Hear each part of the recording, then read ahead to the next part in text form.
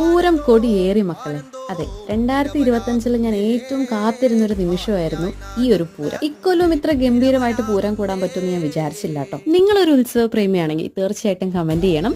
അങ്ങനെ ഒരാൾക്ക് ഇത് അയച്ചും കൊടുക്കണം. ബാക്കി വിശേഷം കണ്ടാലോ.